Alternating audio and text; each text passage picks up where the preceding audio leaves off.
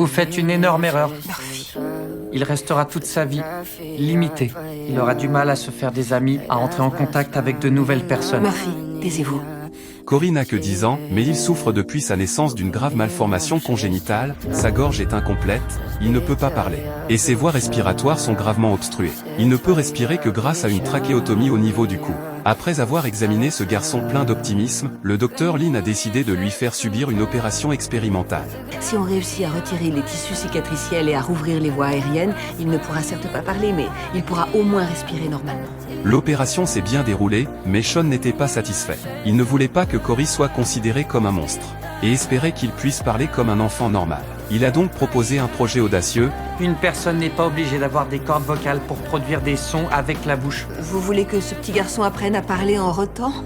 Je crois qu'il est trop jeune pour avoir la capacité pulmonaire qui lui permettrait de... Non, c'était une blague, Murphy. Mais on pourrait utiliser son cartilage costal pour lui recréer des cordes vocales. Mais cette opération comportait des risques extrêmement élevés, avec un taux de réussite très faible, et pouvait même s'avérer mortel. Ses parents s'y sont donc fermement opposés. Il va bien maintenant. Je vois pas l'intérêt de prendre des risques. Vous avez raison. Il y a des risques, effectivement. On peut pas attendre qu'il soit un petit peu plus grand. Votre fils a déjà 10 ans. Si on attend davantage, il risque de ne jamais pouvoir apprendre à parler, même avec un larynx. Il communique très bien sans parler.